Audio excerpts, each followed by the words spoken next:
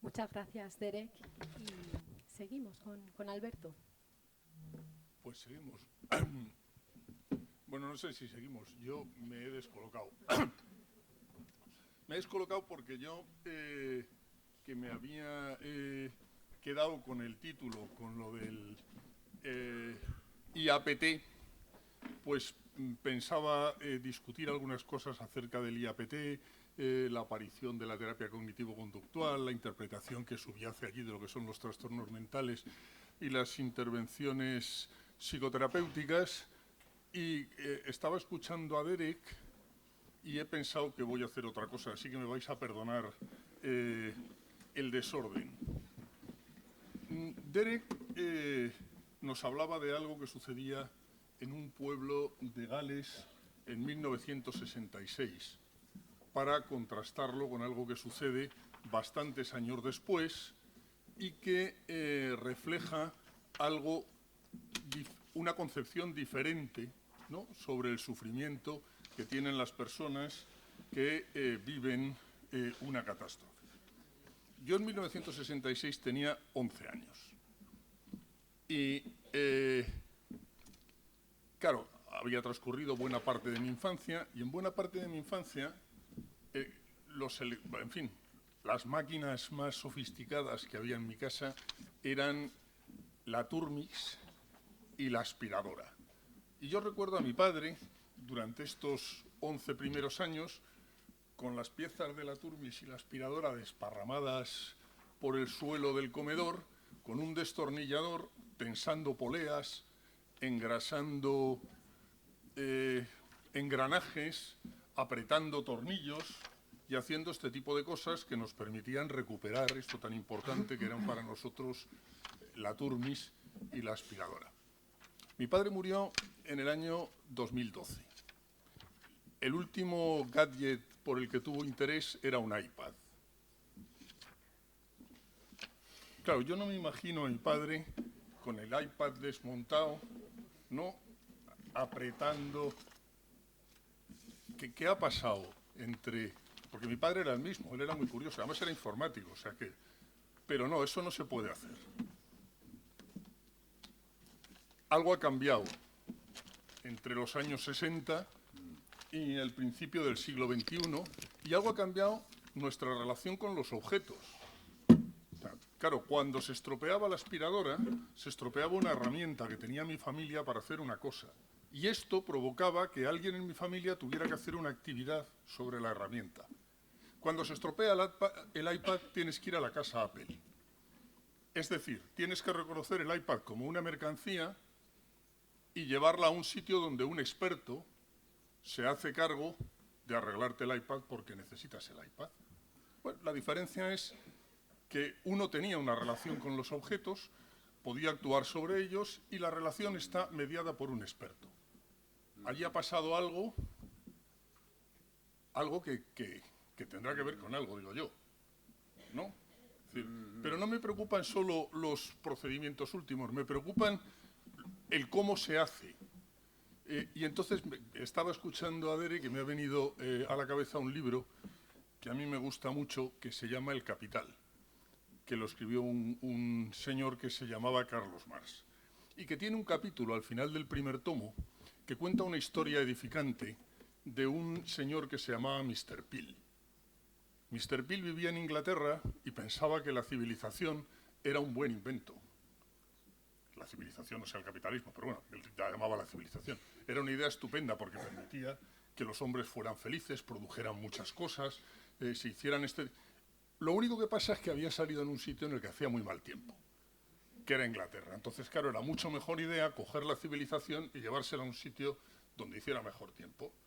Por ejemplo, en la desembocadura del río Swan, en Australia, que allá hacía un tiempo magnífico.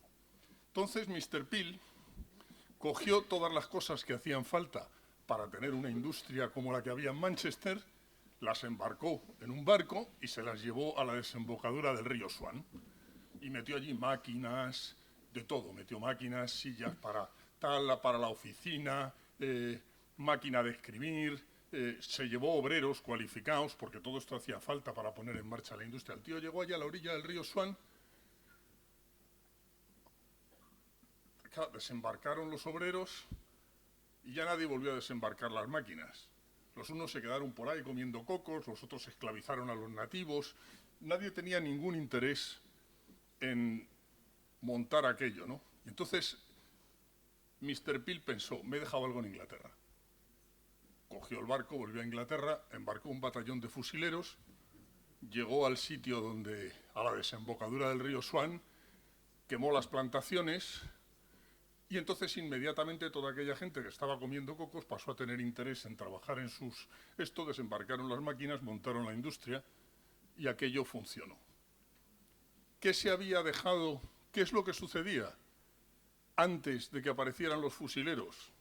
Bueno, que las personas que vivían en la desembocadura del río Swan no necesitaban ponerse a trabajar como obreros para poder subsistir. Para que esto suceda, para que quieran ponerse a trabajar como obreros, hace falta destruir el procedimiento que tienen de relación con la naturaleza que les permite mantenerse y ser más o menos felices sin necesidad de hacer una cosa como trabajar como obreros. ¿Eso qué quiere decir?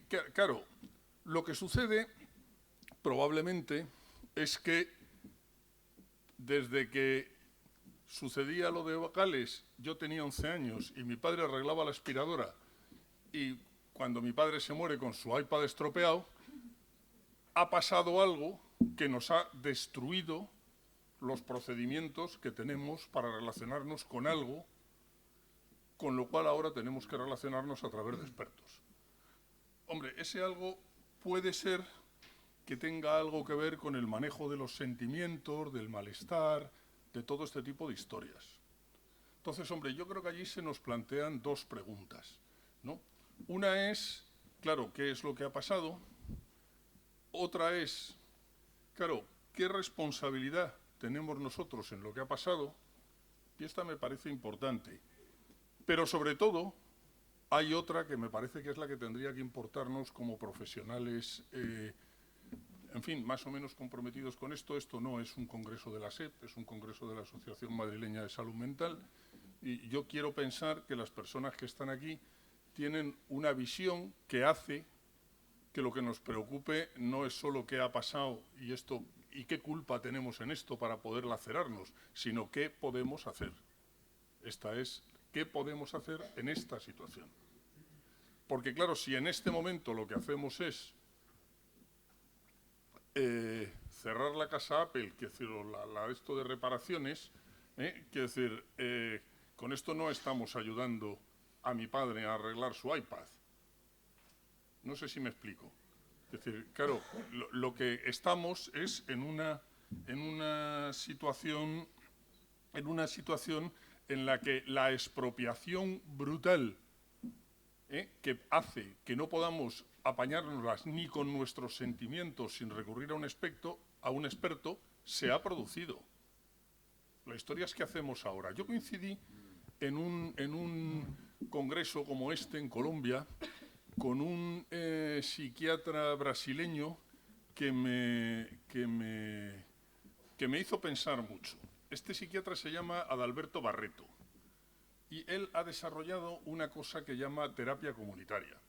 Él lo que cuenta es que él era profesor de la Facultad de Medicina de un lugar en el norte de Brasil y lo que cuenta es que tenía un hermano que era abogado y trabajaba en una favela grande que hay cerca de la universidad. Y el hermano, pues que se iba encontrando en su trabajo con personas que tenían problemas, vamos a decir que de salud mental, mandaba estas personas a la facultad a que los viera su hermano. Y él pues fue viendo gente hasta que en un momento determinado, claro, estaba viendo tanta gente que dijo, ¿y qué hago yo? ¿Qué hace toda la favela viniendo aquí? Pues me voy yo a la favela, ¿no? Y entonces empezó a hacer unas reuniones en las cuales lo que veía es un grupo grande de personas, él lo llama terapia comunitaria, ¿no? Y reunía grupos pero de cientos de personas que acaban luego bailando y eso ahí podéis encontrar en YouTube cintas de esto, ¿no? Pero lo que se establece es una especie de conversación que tiene unas normas, cada uno habla de sí mismo y cuenta su experiencia, no le da consejos a los demás, no juzga, en fin, tiene este tipo de cosas. Y allí lo que sucedía es que dice, claro, yo no duermo. Bueno, yo no dormía, pero empecé a dormir porque recito unos conjuros o lo que sea, tal, que no sé, pues yo tomo una pócima que preparaba mi abuela, ¿no? Ponen en común recursos que de algún modo les ha servido a cada uno para poder resolver problemas parecidos que han tenido en su propia experiencia. Interesantísimo. Bueno, de hecho, estos han montado carpas en distintas favelas y este hombre anda haciendo terapias de esas comunitarias y un montón de gente que trabaja con él, pues por todo Brasil y por algunos otros sitios de Latinoamérica. De hecho, estaba en Colombia expandiendo la cosa esta. Y pensaba yo, ¿y si yo voy y monto una carpa en Alcalá de Henares? Monto una carpa, meto allí cientos de personas, ¿y qué van a decir? Yo tomé el ormetazepam, a mí me fue mejor el Stilnox, si es que la expropiación esa se ha producido ya. Y si se ha producido, entonces a nosotros, que estamos sentados allí en una silla esperando que entren los sujetos que nos manda el Sistema Nacional de Salud, ¿qué tipo de cosa podemos hacer que permita criticar la situación en la que estamos, que permita colocar a estas personas en posición o ayudarles a colocarse en posición de poderse hacer dueños de su propia vida, ¿no? Y que permita, que nos quedemos tranquilos con lo que estamos haciendo. Esto es lo que quería preguntarle a Derek. Gracias.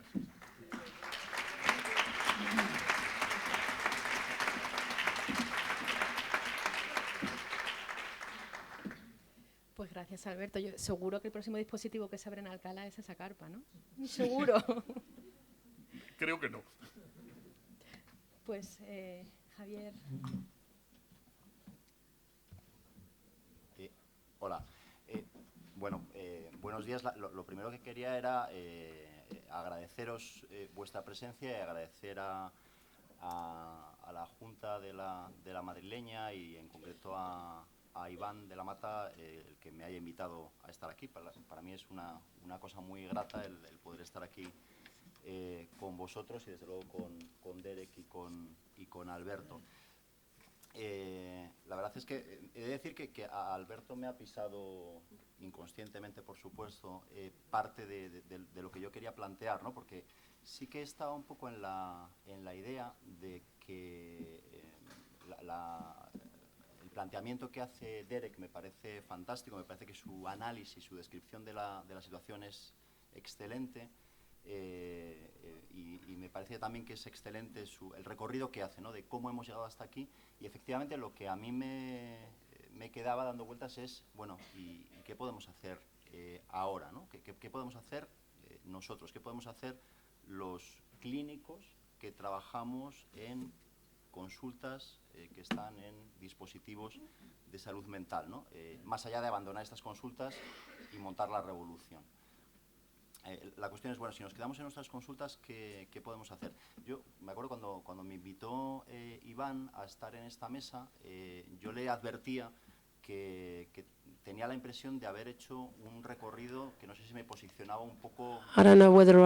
Me colocaba en una posición un poco dudosa respecto a mis posiciones iniciales, ¿no? Yo soy un devoto de Ivan Illich y me ha preocupado desde hace años mucho, ¿no? La medicalización del malestar, el etiquetaje del sufrimiento con rótulos diagnósticos que condicionan una identidad, que condicionan una forma de estar en el mundo, que condicionan un modo de relacionarse, que condicionan la elección de interlocutores. Dejaré de hablar con mis amigos o con mi familia, iré a ver a un experto que me diga cómo se llama lo que a mí me pasa y que me administre el tratamiento para tal malestar.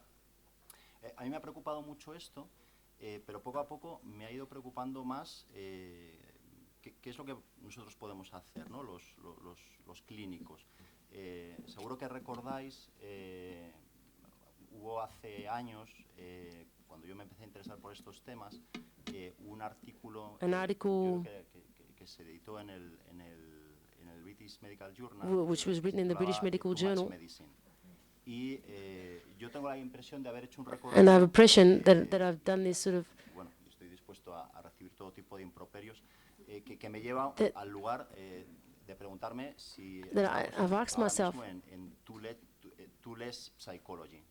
Quiero decir, mi idea es que es cierto que hay una absolutamente cierto, ¿no? Que hay una psiquiatrización y una psicologización y una sanitarización de la vida cotidiana, pero creo que esto se ha hecho precisamente a expensas de eliminar el pensamiento psicológico real, tanto en las consultas como en la vida cotidiana, ¿no? Es muy difícil hoy por hoy pensar acerca de... lo estoy haciendo mal. Perdón. No sé si tendría que repetir todo lo que... bueno, mi idea es si nos hemos desconectado de cómo nos sentimos, de cómo impacta en nosotros las cosas que nos suceden, etcétera, ¿no? Y mi preocupación sería cómo el clínico, cómo el experto de la casa Apple, el técnico que trabaja en Apple y al que le llevan el iPad, bueno, cómo nosotros podríamos contribuir a, de alguna forma, solventar una parte de esta situación. Planteo al hilo de esto algunos temores que a mí bueno, me inundan cuando, pues, en estos días leyendo algunos artículos de Derek y hoy también aquí escuchándole a él y a Alberto, ¿no? Yo tengo la preocupación de que en nuestra lucha por desmedicalizar la vida y despsiquiatrizarla, etcétera, etcétera, terminemos, en cierto modo, cerrando nuestros oídos al sufrimiento que trae el paciente. A ver, entiendo que el paciente llega a nuestras consultas porque no tiene más remedio que hacer todo eso, ¿no? Porque no sabe qué otra cosa hacer, ¿no? Y me inquieta el que en un momento dado nos coloquemos en una posición en la que digamos, mire, señor, en los años 60, en Gales, etcétera, etcétera, ¿no? Me recuerda... yo soy un gran lector de Winnicott y Winnicott en un momento dado decía, hay pacientes a los que a uno le entrarían ganas de decir, pero bueno, espabilese, levántese, súbase a los calcetines, póngase en marcha, ¿no? Y eso es algo que haríamos si no nos diésemos cuenta de que el paciente no tiene esos recursos, no puede hacer nada de eso. Mi idea en cuanto a esto es, haría un planteamiento que tiene que ver con la política y un planteamiento que tiene que ver con la terapéutica o con la escucha, ¿no? Y no sé si me estoy yendo ya de tiempo.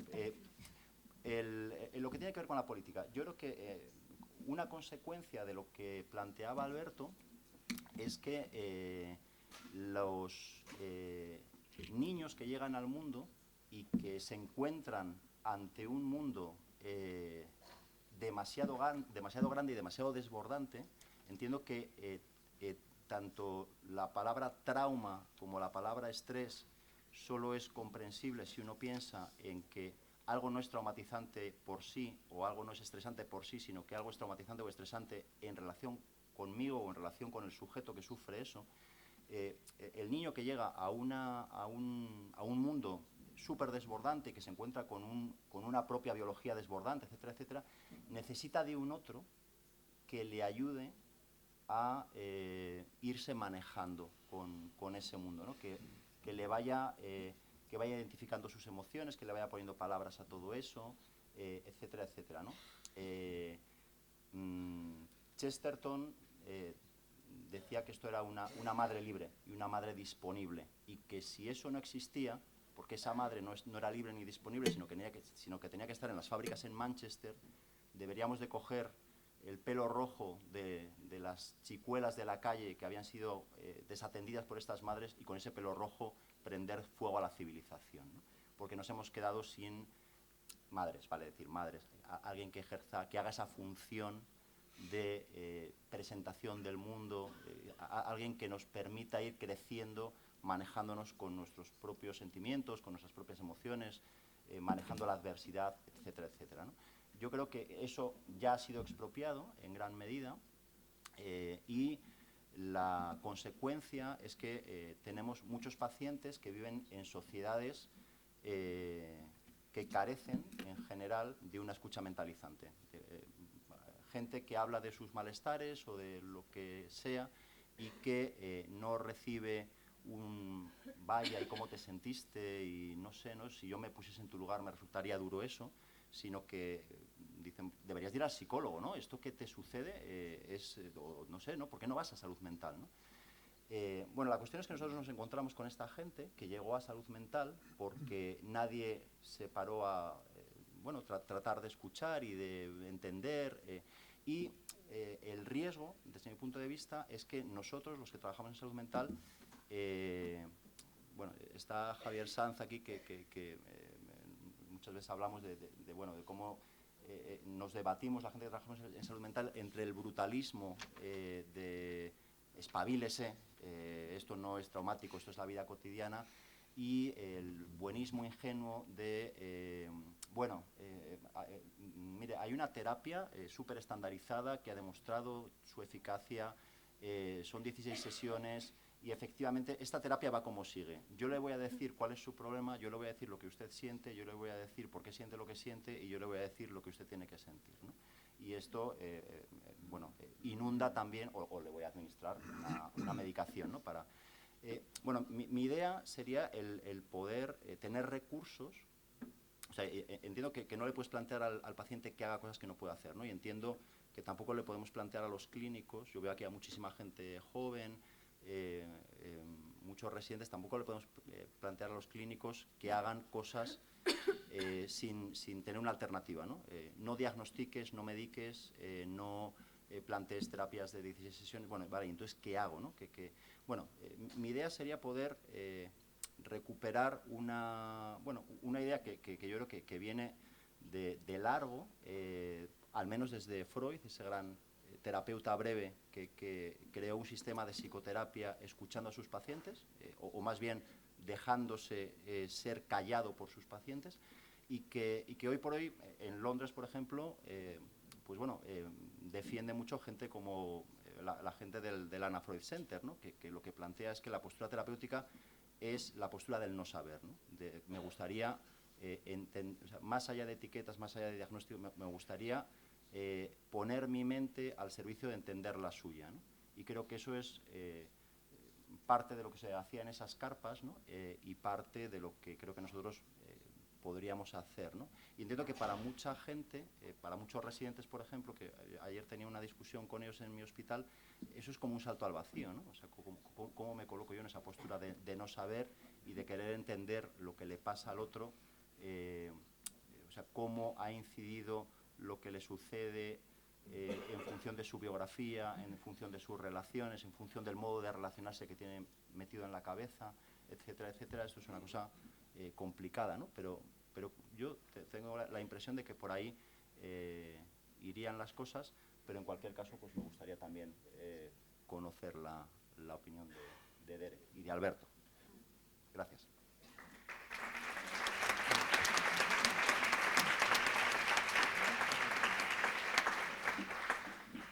Pues gracias, Javier, y qué gusto escucharos, ¿eh? Así que, bueno, tenemos como 20, 30 minutos para la discusión, para preguntas, comentarios.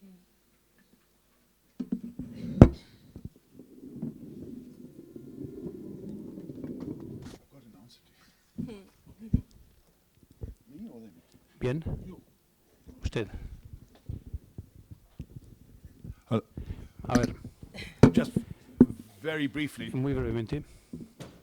Of course, I Por understand supuesto, Javier's entiendo point el punto de that Javier, if we are so la keen opinión to de Javier. demedicalize, Si queremos tanto it may seem desmedicalizar, as if we are not es recognizing como the si no patient's estemos distress. reconociendo el problema del paciente.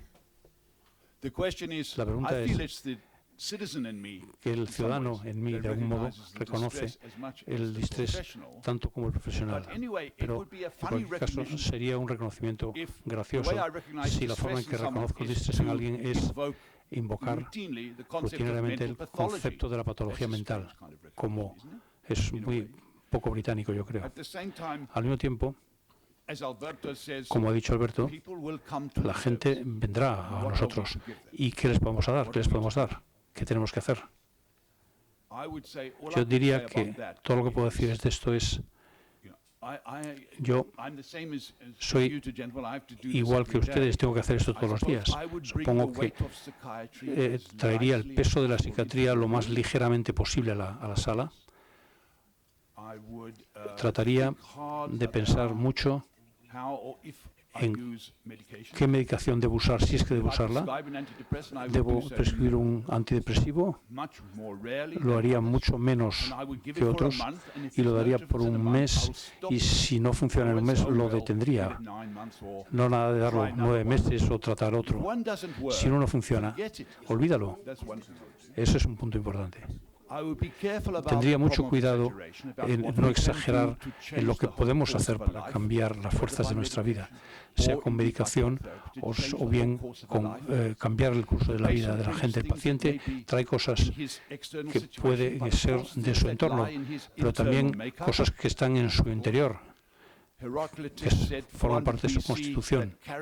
El carácter es el destino. Y yo creo que esto lo veo todos los días. Gente me trae aspectos de sí mismos que no encajan bien para vivir una vida cómoda, así como circunstancias externas, y no pueden haber respuestas rápidas para todo ello. Pero puedo hablar de un gran discurso sobre el tratamiento de los trastornos de la personalidad. Hay 2 cosas más. Tenemos obligación de ser terapéuticos, pero no tenemos que ser terapéuticos si no somos humanistas. El humanismo es el subyacente. IAPT, el trabajo diario, implica sesiones de asesoramiento que van así. El paciente viene y el terapeuta le dice al paciente: ¿puede usted calificar en una escala de 1 a 10 su bienestar? Bueno, al principio de la sesión. Y 45 minutos después, el terapeuta le pregunta al paciente otra vez: ¿puede apuntar en una escala de 1 a 10 su bienestar? ¿Qué es eso? Eso es poco ético. ¿Qué es eso? Hablar de mecanismos, de mecanismos. Si el paciente quiere hablar de una materia profunda, de largo tiempo, ¿qué significa hacer una escala infantil y pueril al principio y al final? Para mostrarle supuestamente que una sesión con éxito es aquella en que el paciente se va un poquito más alegre 45 minutos después. Eso es absurdo.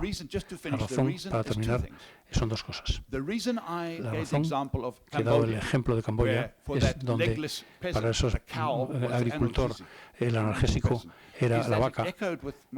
Eso coincide con mis propias experiencias en Londres. He dedicado mucho tiempo a refugiados y a personas con SIDA, con VIH, y estas mujeres africanas con VIH oyen voces acerca del distrés en 9 de cada 10. Cuando encuentro que he hecho algo. ¿Saben cuándo es? Cuando visto el mundo a su alrededor, cuando escribo una carta o les consigo un alojamiento o les consigo algo de dinero, o escribo al gobierno respaldando su derecho a estar en el país. Entonces veo que he hecho algo. Así que no he estado trabajando como psiquiatra, sino mi autoridad moral como un médico en la sociedad.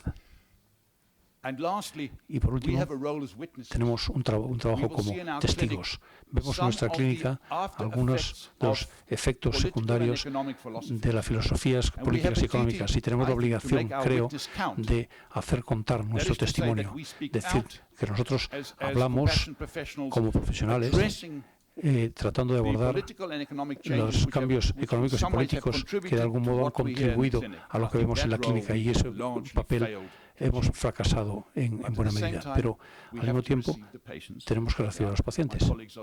Como dicen mis colegas, y darles algo. Por supuesto, yo envío pacientes a psicoterapia todo el tiempo, eso lo hacemos, pero tenemos que ser más honrados acerca de lo que podemos conseguir.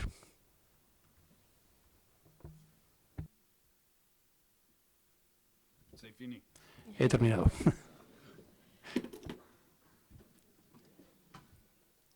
¿Hay más comentarios o preguntas, dudas? Hay un micrófono por ahí.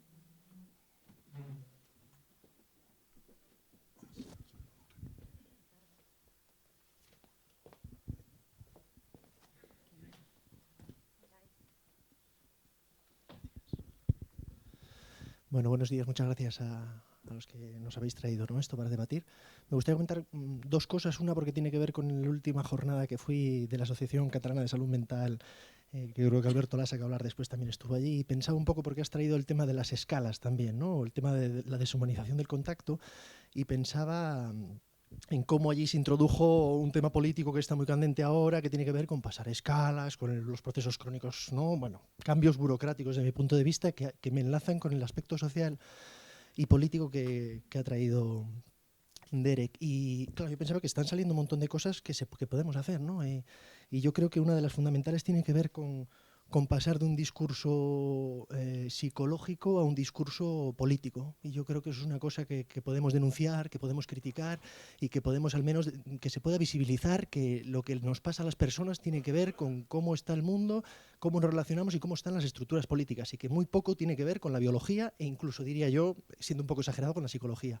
Y yo creo que eso es lo más importante que me llevo de aquí. Yo pensaba una cosa muy importante también que tiene que ver con qué podemos hacer. Yo creo que una cosa que podemos hacer las personas y las instituciones sanitarias es, lo digo de manos de Gotche, que lo fui a escuchar a Barcelona y dijo, lo que podemos hacer principalmente es, primero, dejar de tener relaciones con la industria farmacéutica.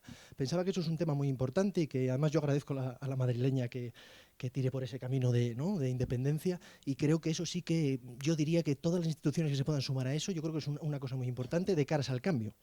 Y bueno, y recuperar los espacios sociales. Y me ha gustado, Alberto, que has traído eso de las carpas, y yo creo que los grupos grandes, el romper con este individualismo y que podamos recuperar nuestro poder como grupos, yo creo que también es fundamental.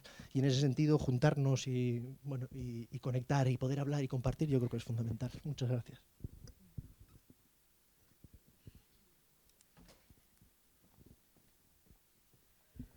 Bueno, yo, hilando un poquito con lo que has dicho tú y con lo que se está diciendo, algunas cosas de la ponencia de Derek no las he podido escuchar porque tal, pero bueno, un poco lo que estaba escuchando, a ver, yo no creo que haya que romper las relaciones con la industria farmacéutica. Supongo que tú estás un poco también exagerando, pero yo apunto un poco a otra cuestión que sí nos puede aportar, por ejemplo, algo que ha dicho Alberto y se ha dicho desde la mesa, la formación un poquito en cuestiones de psicoterapia, por ejemplo, porque yo creo que tampoco es tanto romper con la industria farmacéutica, que nos ha aportado grandes cosas y nos va a seguir aportando, como competir con nuestros propios recursos como psicoterapeutas desde el lado de los psicólogos y desde el lado de los psiquiatras también. Yo a veces comento con compañeros un poco cómo en los centros de salud mental en los que trabajamos, los psiquiatras que no tengan una formación en psicoterapia, los que estén aquí que no la tengan, podrán ellos comentar también su impresión, pero que me da la impresión de que, por ejemplo, en el trabajo que hacemos en un equipo de salud mental de un distrito, hay que tener formación en psicoterapia, para mi gusto sí o sí, y yo creo que es ahí un poco donde tenemos que competir y aprender técnicas que pueden ser freudianas, lacanianas o las que nos parezca más oportuno, cognitivas, lo que sea, breves, que es lo que se ha comentado también desde la mesa, y desde ese lado poder demostrar que las técnicas que nosotros utilizamos son competitivas en el sentido de que conseguimos resultados y que podemos competir con otros compañeros que están recetando productos carísimos y que a veces los resultados no son tan buenos. Y, por ejemplo, una cosa que yo el otro día comentaba yo con algunas psicólogas también, los médicos de atención primaria piden muchos informes a los psicólogos, o sea, derivan mucho a psicología. Es decir, el recurso psicoterapéutico desde atención primaria se sabe que le resulta útil, y entonces yo por una parte digo, a ver, los psiquiatras y los fármacos y la industria están creciendo, ellos tienen su negocio, hacen su marketing y tal, pero los médicos de atención primaria piden psicoterapia.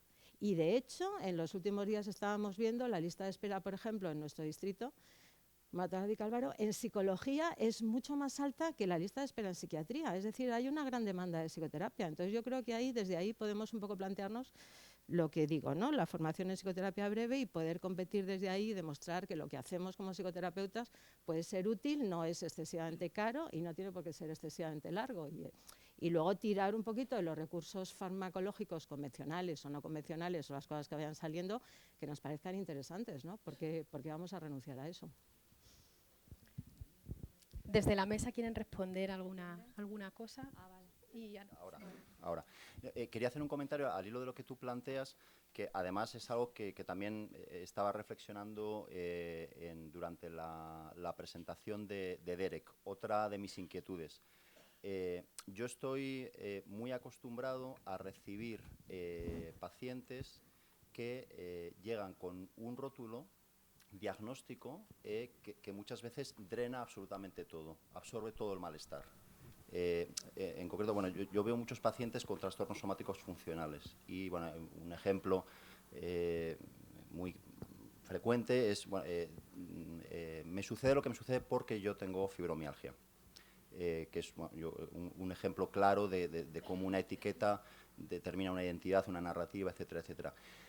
Me quedo igualmente preocupado, y más ahora en tiempos de crisis, cuando planteamos... una cosa muy importante es tener en cuenta todos los aspectos políticos, etcétera, y estoy totalmente de acuerdo, pero creo que si algo nosotros podemos aportar también es una escucha psicológica, y yo veo muchos pacientes que llegan también con esa etiqueta sociopolítica de... Claro, es que esto es la crisis, ¿no? Mi malestar se debe a la crisis. O sea, me parece igual de injusto llamar trauma a todo como decir que crisis es esto. O sea, quiero decir, la crisis incide en cada sujeto individual en función de unas... no le incide igual a mis pacientes de Carabanchel que a mí mismo, por ejemplo, pero que incide también en función de una biografía, de una serie de vivencias, y no es lo mismo cómo incide la percepción de injusticia por la corrupción, etcétera, etcétera, cuando uno ha tenido una biografía plagada de injusticias en su propia casa, etcétera, etcétera, que cuando no. Entonces, quiero decir que yo creo que la gente que trabajamos en salud mental no deberíamos, vamos, es una inquietud que no sé si me estoy pasando de inquietud, ¿no? Pero sí me da la inquietud de que en un momento dado prescindamos de una escucha psicológica, o sea, que porque nosotros, si alguien la puede aportar, pienso que somos nosotros, ¿no? Y te coloco a ti, pero porque este es un discurso que yo también escucho mucho, ¿no? Bueno, esto es la crisis, ¿no? ¿Qué vamos a hacer nosotros? Pero, pues es que yo, lo que deberías darle una vaca, pues es que no tengo vacas, o sea, que se marche, ¿no? Bueno, igual hay veces que nosotros podemos hacer cosas, ¿no? Y porque muchas veces también el malestar psíquico, emocional, viene disfrazado de malestar social, o sea, que no solo es en una dirección, ¿no? O sea, es verdad que se ha psicologizado mucho malestar político y que seguro que necesitaríamos la revolución, pero muchas veces también sucede al contrario, ¿no? Me inquieta también un poco esto, ¿no? Gracias. Vale, Alberto, y luego hay otras dos personas por aquí y por ahí detrás también, ¿verdad? Sí, a mí también me has pisado. Pero no, quería decir, fíjate, por lo que estaba saliendo, quiero decir, lo que se hablaba sobre dónde derivan los médicos de atención primaria y tal. Claro, evidentemente lo que no tenemos es un tema que enfrentaría, vamos a decir, el modo de ser experto que tienen los psiquiatras con el modo de ser experto que tienen otros profesionales. No. Claro, yo tampoco creo que estamos hablando de una cosa que enfrenta el poder abordar los problemas con medicación, de poder abordar los problemas con psicoterapia. Yo creo que tampoco se trata de eso, ¿eh? No, yo creo que se trata de otra cosa, que es de utilizar la medicación, la psicoterapia o lo que sea, en una historia que lo que confronta es lo que pudiéramos llamar el modelo de enfermedad con los modelos que se basan en el significado personal. O sea, me parece, lo tengo fácil porque veo aquí el título de las jornadas que me parece que tratan de eso, ¿no? O sea, que decir, claro, la utilización juiciosa de las drogas, sean de la clase que sean, pues probablemente puede ser sumamente útil, ¿eh? Es decir, sabiendo que lo que estamos haciendo es proporcionarle a alguien una sustancia que le permite, yo que sé, aguantar un poquito más, echar el freno y ponerse a pensar, tal, no dándola, justificándola en función de que usted lo que pasa es que es víctima de una cosa que no tiene nada que ver con usted y tal y cual, ¿no? Y con la psicoterapia pasa 3/4 de lo mismo. ¿Qué es lo que tiene de malo el tipo de intervención psicoterapéutica que se promueve en el IAPT? Pues que es un modelo de intervención psicoterapéutica centrado en la enfermedad, en el sentido en el que dice que es un modelo de psicofarmacología centrado en la enfermedad, el dominante Joanna Moncrief, ¿no? Sí, claro, eso es lo que tenemos. Lo que pasa es que se le da el tratamiento psicoterapéutico de primera elección para el trastorno de no sé qué, no sé cuántos, tal capítulo V, cosa de estas. Es decir, en lugar de... O sea, que lo que sucede es que se produce una conversación que permite que uno pueda posicionarse frente a las cosas que le sugieren, las historias que le han pasado. Es decir, entonces yo creo que esto lo tendríamos entre, o sea, funcionar como expertos en unas categorías que conforman la experiencia y los derechos a los que tienen las personas, porque no hay que olvidarse, el estudio Layard parte no de una estimación epidemiológica, parte de no solo de una estimación epidemiológica, sino sobre todo de una estimación del gasto en libras que tiene la incapacidad laboral por motivo de este tipo de trastornos. Es decir, o sea, esto es lo que miden, que decir, ¿no? Entonces, que decir, claro, lo que estamos es o manejamos unas etiquetas que producen efectos, ¿no? En las emociones, los comportamientos, ¿no? Que son susceptibles de tratamientos, ¿no? Y que dan derechos, o lo que hacemos es trabajar en una historia que lo que pone en primer lugar es no esas categorías que existen en el DSM, sino el significado que tienen para las personas las cosas. María. Perdón. Sí. Simplemente por introducir otro tema, el médico como psiquiatra, que en este momento estamos hablando de la autoridad moral para poder ayudar a los pacientes, yo quiero recordar también la autoridad legal, que eso complica muchísimo. No solo piden informes psicológicos, piden informes psiquiátricos que tienen que ver con bajas, con mobbing, con discapacidades, con ayudas médicas, con intervención en juicios. Yo, más allá de la psiquiatrización del sufrimiento, hablaría de la psiquiatrización de la pobreza y cómo eso nos coloca a veces en lugares muy complicados. Si renunciamos a la ayuda de ese sujeto que tenemos delante, o cómo hacemos esa ayuda que no lo expropie más, sino que le dé más poder para poder seguir él por su cuenta con nuestra ayuda peleando. Bueno, ese es el dilema de todos los días, ¿no?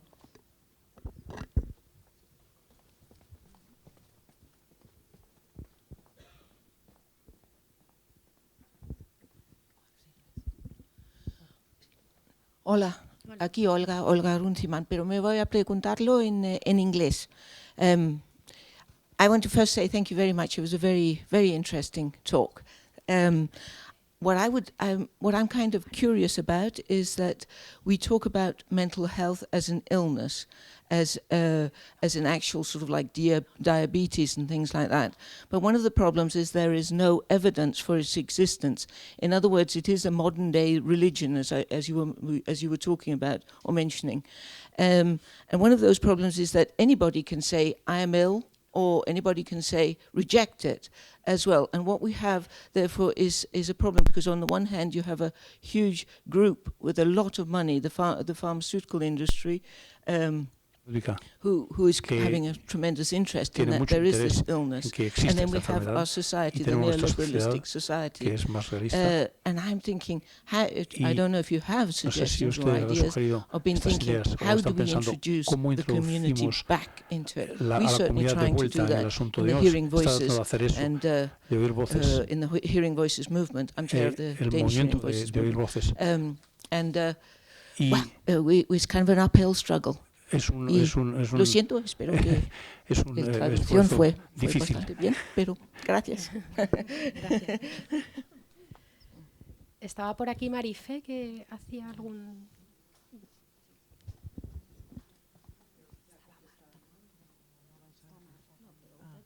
Sí. Bueno, yo primero quería felicitar de nuevo la organización de la jornada y un poco el planteamiento de los temas y luego el desarrollo, ¿no?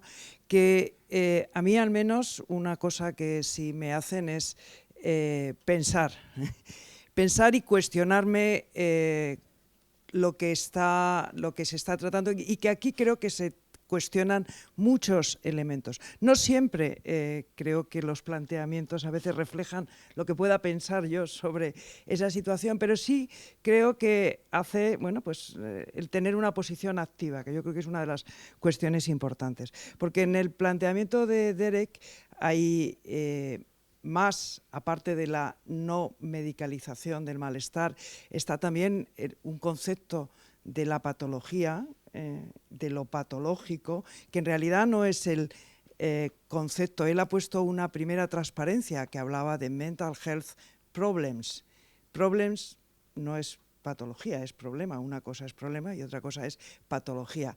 Y yo he entendido que hay una diferencia, vamos, creo que su discurso estaba más en relación con tratar como patología lo que son problemas o lo que pueden ser problemas. Y entiendo que lo que vosotros estabais planteando es que no siempre nos llegan patologías, nos llegan problemas.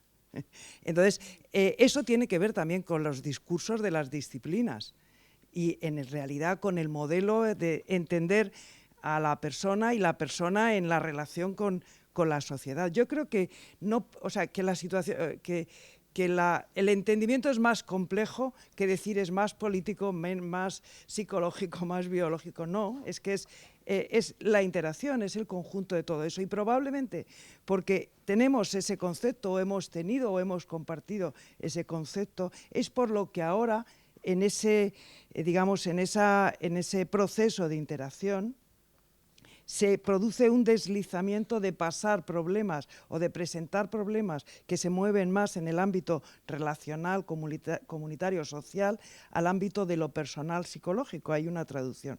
Que eso mezclado con lo que Alberto muy brillantemente planteaba del cambio que se ha producido y realmente de la sociedad que tenemos, que aparte de liberal, como comentaba Derek, precisamente por eso es una sociedad basada en el clientelismo, digamos, en el consumo de las cuestiones. Entonces, no podemos evadirnos de esa situación. ¿Cómo dar respuesta en esta situación que es la que hay?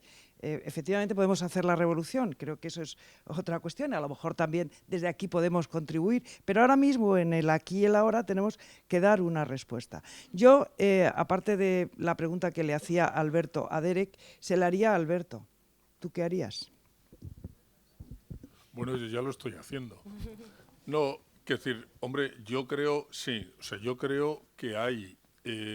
yo creo que la clínica tiene cabida y tiene sentido en este momento. O sea, yo creo que nosotros recibimos gente que no solo está sufriendo, sino que además está colocada por ese motivo en nuestra sociedad en una posición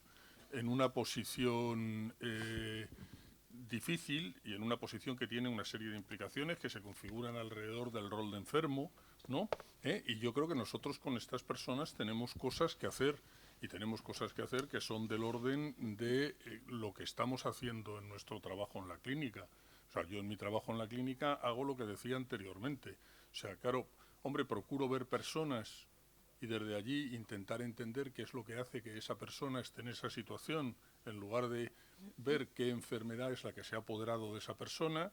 Utilizo fármacos que me parece que en un momento determinado sirven para permitir que las personas se distancien efectivamente de la situación que les está haciendo daño, que se encuentren más tranquilas, que puedan dormir, ¿no? Que puedan estar menos abrumadas por si las personas les parece que esto es así, porque además muchas veces las personas piden eso.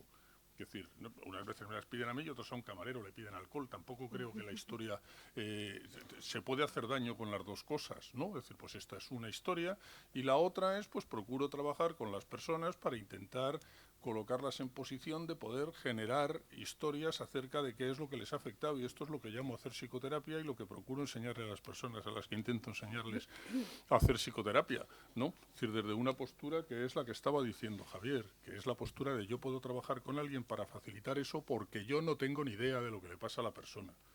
Y eso me permite establecer con ella una conversación que le permita colocarse en su papel, precisamente porque yo puedo preguntar, porque desde allí, desde ese no saber, ¿no? Pues yo puedo facilitar que esa persona genere relaciones nuevas. Y esto le da sentido a la clínica. O sea, yo no me siento incómodo yo no me siento incómodo haciendo clínica.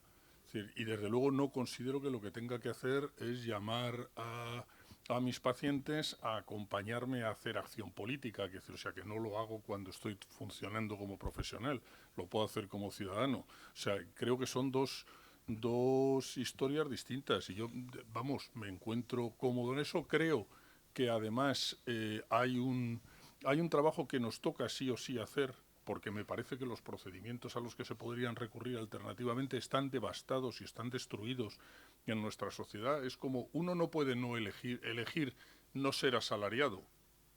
Hombre, uno puede, se convierte en un homeless, o sea, pero vamos, no es una opción, no es una opción realista que pueda ser adoptada por la mayor parte de la población y a la que sea interesante invitar a la mayor parte de la población.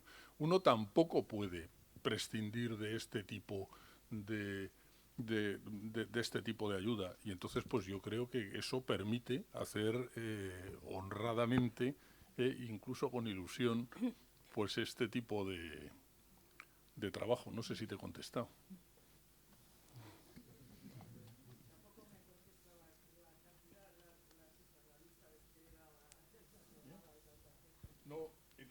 Luego hay otra historia, o sea, pero fíjate, o sea, claro, la lista de espera y todo eso tiene que ver con todo este tema, y allí hay algo criticable,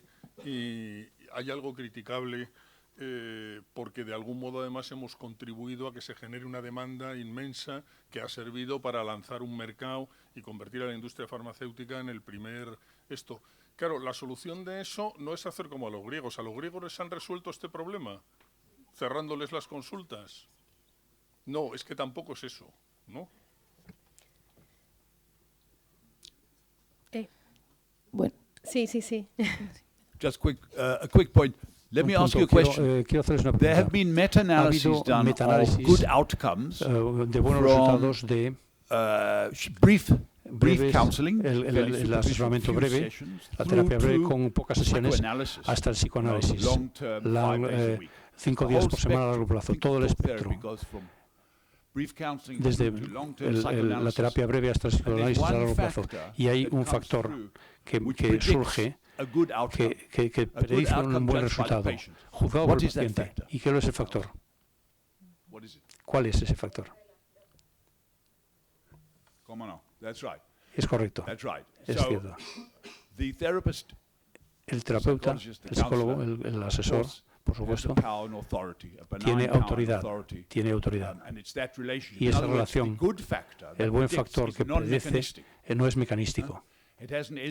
No tiene nada que ver con la teoría de la psicología, de ese médico concreto. Esa persona no es solo un profesional, sino que es una persona.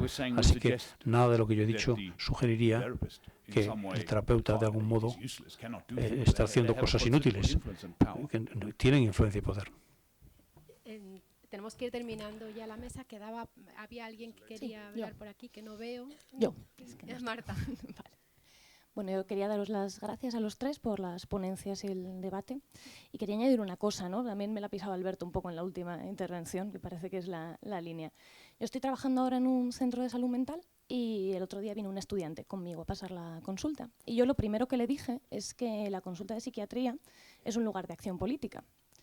El estudiante que quiere ser cirujano me miró con cara de no entiendo absolutamente nada. Pero creo que al final de la rotación lo había medio entendido, ¿no? Yo creo que hay una carga ideológica muy importante en todo lo que hacemos. Hay tanta ideología en ponerle un citalopram a alguien que viene por un conflicto laboral y masacrado por los recursos humanos de su empresa, como en mandarle a la plataforma antidesahucios. Sin embargo, hay una prescripción que nosotros nos atrevemos a hacer muy fácilmente y obviamos esa carga ideológica y hacemos como que no estamos participando en ese juego político, y hay otra que nos da muchísimo más reparo hacer. Yo creo que es la puntualización que ha hecho Javier, ¿no?, de que es importante hacerlo desde una escucha psicológica y dándole un lugar al sujeto, es verdad que es fundamental. Pero uno también desde esa escucha le puede proponer, le puede no recomendar, le puede prescribir a la gente utilizando esa imposición que se nos coloca a nosotros, que forme parte de colectivos reivindicativos o que se coloque de otra manera en la sociedad, ¿no? Que ese malestar que le ha desbordado y que ha sobrepasado los recursos que esa persona tenía se puede reparar mucho mejor desde otros sitios, ¿no? Pero cuando uno prescribe eso, pues sindicarse, ¿no? O ir a manifestaciones, o hacer cosas que a lo mejor pueden espantar a otros compañeros en otros círculos, parece que uno lo hace como con apuro, ¿no? Como que si hubiera más carga fuera eso más político, más ideológico, más impositivo, que el poner un lormetazepam para un insomnio, que en determinado momento también lo puede ser. Bueno, yo creo que ya tenemos que ir terminando. Está Pilar Nieto, que quiere comentar algo, y Pilar, y algo que quieran terminar los de la mesa, y cerramos.